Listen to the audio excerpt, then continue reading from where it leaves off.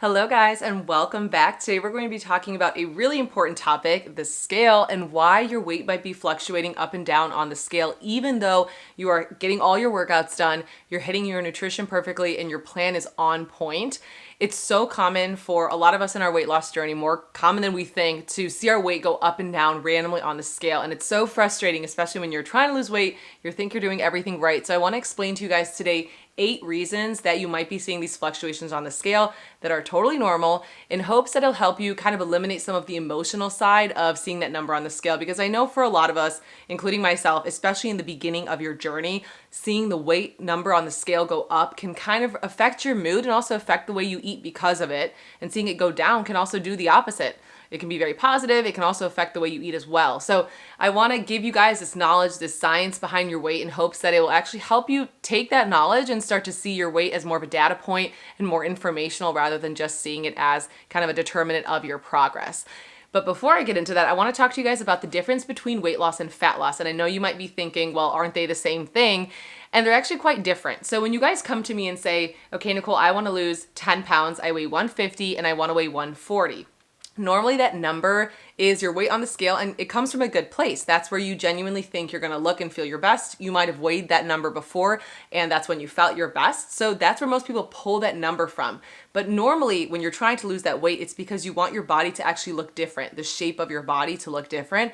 And that is normally coming from fat loss. So when you have a certain amount of calories that you want to eat, let's say it's 1,600 calories.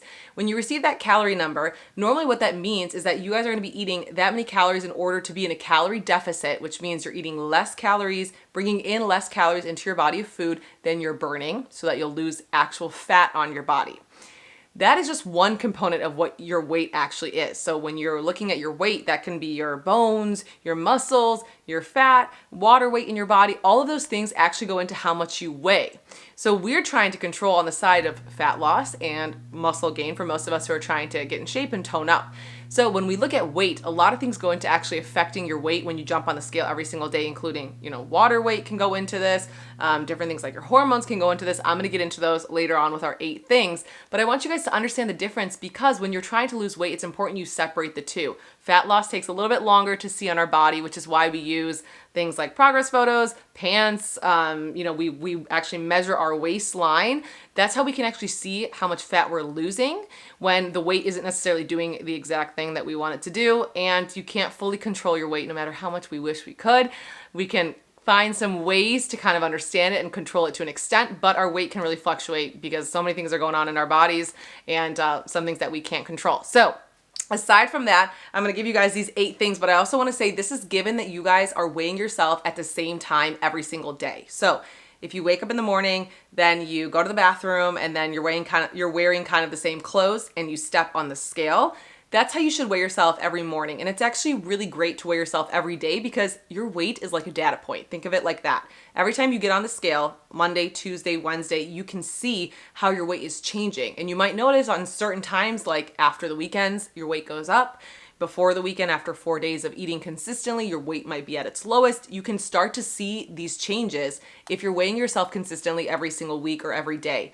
If you start to weigh yourself at random times, like in the morning versus at night versus on Tuesday one day versus Saturday the next week, you're not really going to understand what's going on, because there's so much changes in the actual component, like the actual elements of when you're weighing yourself. So stick to a consistent schedule to weigh yourself. It's going to make this process a lot easier for you to understand and make it more, logical, scientific, hopefully. So let's get into them, okay?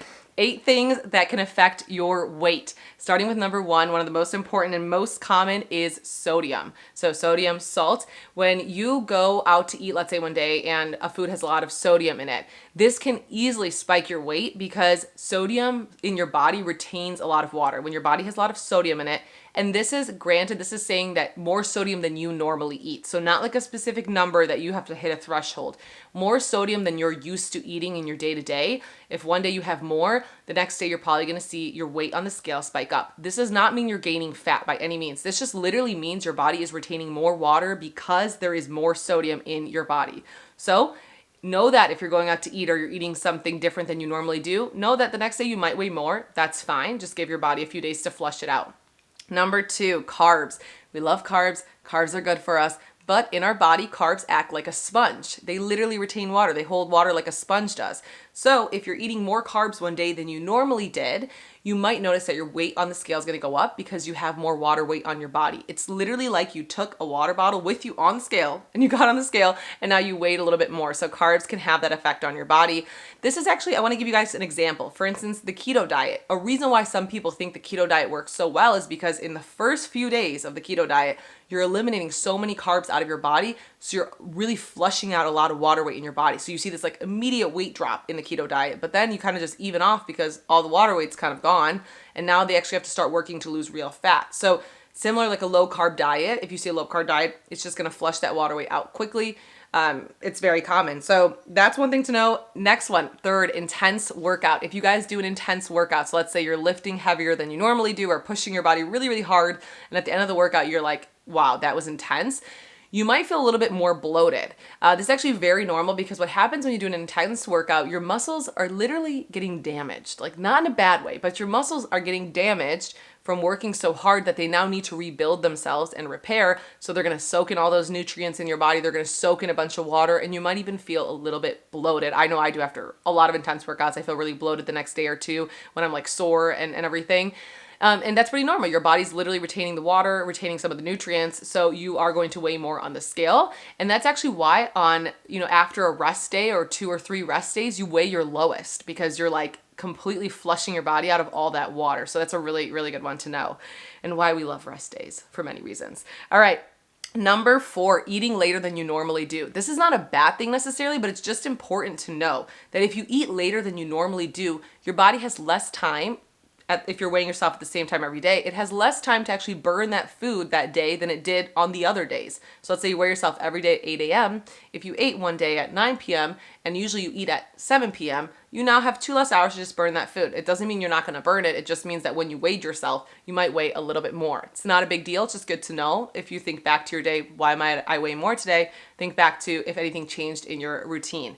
And then the opposite goes for sleeping less. So kind of a similar idea. If you normally sleep 8 hours and one day you got 6 hours of sleep, your body had a little bit less time because when you're sleeping, your body's recovering, you're burning calories. If you sleep less, your body has less time to actually burn off some of those calories. So you might weigh a little bit more.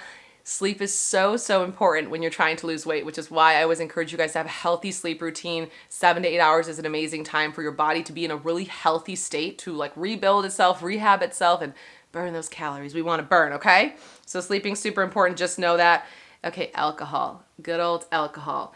Fun for many things, but it makes you so, so bloated. It makes you retain so much water. So I'm not going to say there's like a crazy amount of science behind this one, but normally when you drink alcohol, 1, your body starts to get really bloated and retain water, but 2, you tend to want carbs when you're drinking alcohol. And carbs, like we talked about in number 2, they also are like a sponge and retain water. So you might see for 1 to 2 days after that you're really bloated and that you weigh more. So know that if you're going out drinking one night, a few drinks even, don't let it bother you. Just know that you got to give your body some time to flush it out, which is why sometimes getting a workout in can kind of help that process. Okay. Number 7, stress. And I put hormones in there as well because us ladies, we got lots of reasons to be stressed with those hormones. Stress does not inherently make you gain weight. A lot of people want you to believe that stress does make you gain weight, but that's actually not the case. Why, when you're stressed, you might think that you're actually gaining weight is because when your body's really stressed, it doesn't necessarily function at its highest capacity. Like let's say you're really stressed, you're not sleeping enough or like you're not eating enough or whatever it is, your body literally is trying to do everything it can to just function. Like it needs to just function. So it cannot just like lose weight all the time. It's going to hold on to water, hold on to whatever it can and just like function at best it can at that point in time. So a lot of times when you're stressed, your body might actually like hold on extra water. And when you get on the scale, you're going to think you weighed more. And a lot of times when we're stressed, we want to eat more. We stress eat. So an important topic here, important thing to know is that stress doesn't inherently make you gain weight, but stress eating can. So learning how to manage your stress, knowing what things stress you out, how you react to them can be really important here to kind of help you make sure that you can continue some progress when you're stressed. The other thing I want to say is if you're overtraining or you're under eating significantly, that's another way for your body to be stressed. So if you're going through like a few weeks or a month where you're like kind of under eating, you're overtraining significantly, your body might actually not be able to physically show you that change because it literally it can't function in the way that it wants to. So sometimes you need to make sure your body can be into like a state of rest and recovery in order to see the progress. I see this in a lot of clients. After we kind of go through like an intense program and they rest for like a week or something, go on vacation, they come back and all of a sudden they like look really great. They weigh a little bit less because their body had time to rest. So super important. It's kind of understanding your stress. Okay, this last lovely one is my little emoji here, that little poop emoji, guys, because if one day you wake up and you want to weigh yourself and you didn't, go to the bathroom like you normally did, you're going to weigh more. And that's just like, it's fine. It's totally fine. Just know that, like, no, you didn't, do your thing and you're going to weigh more. So those are your 8 reasons, guys. I share those with you again in hopes that it will help eliminate some of the emotional side of your weight on the scale. Because these are things that we can control to an extent, but at the same time, we can't fully control our weight. So I want you to use it as data. I want you to say, hey, if my weight went up one day, what did I do the day before? Or what did I do 2 days before? Like, why might this have happened? Start to have that like conscious knowledge of why your weight is going up and down. It's going to help you become so much more consistent and just confident in the process without feeling like everything is like messing up your progress, okay? So these helped me a lot. I hope they helped you guys. The last thing I'm going to show you is these 2 little squiggly lines you see here. These are 2 of the most common weight loss patterns I see in a lot of clients and in myself, and I want to share them with you guys because a lot of us want to think that weight loss is just like this diagonal perfect line. We start here, we go here, boom, done. And that's usually not the case for most of us or any of us that I've seen, but I want to share 2 that I do see very commonly in a lot of my clients and you guys probably see in yourselves. And these are over the course of a long time. This can be over the course of 3 months. It can be over the course of a year, 6 months, whatever it is. But normally what happens is when people start up here, they tend to like quickly drop if they're starting a new plan and they're hitting it perfectly. This could be 3 days, this could be a week, it could be a month even. You're dropping, and then all of a sudden spike. And you're like, wait, what just happened? Like I was doing so well. My weight went right back up to where it was. And then you'll see like if they can stay on, if you stay consistent, keep doing what you're doing, not change anything, you'll see you'll get over that hump and then you'll drop, then you'll go back up and drop. And it's just a consistent thing. And the idea is you start here, but you end up where you want it to get. It's just in the middle, your body is doing this for many reasons that I mentioned here. And the important thing is a lot of people will give up here or they'll give up here on that second spike. But if they just knew that if they kept going and doing the same things, that they would quickly pass it at some point, then they'd keep going, right? You'd keep going. Like, it's going to eventually lead to a change if you keep going. So I want you guys to know this. Like, this is very, very common. This is how most people I see, their weight change over time. And the second one, very similar, but it looks almost like plateaus. Like you drop, straight line, drop, straight line. A lot of us want to think that these are plateaus, but they're not really plateaus. It's just like your body needs to catch up sometimes to what's happening. Like you cannot lose a pound every single day or every single week. To put it into perspective, if you lost a pound a week, you'd lose 52 pounds in a year. And most of us, we don't have that weight to lose, or that would be just a lot of weight to lose in 1 year. So I want you guys to put that into perspective. Like this might be 2 weeks, this whole line, this plateau, if you will, or it could be a month. But right after you pass that hump and you stay doing what you're doing, it's going to drop and you're going to continually get to that point that you want later on. And this is why fat loss is a bit of a longer progress, because eventually they will go down together. Your weight and your fat loss will go down together, but usually they don't always go together right away. You could be losing fat throughout this whole process, even though your weight might be doing this. Okay, guys? So all I wanted to show you for these 2 was just to show you that if you stay consistent and keep going, you're going to get there.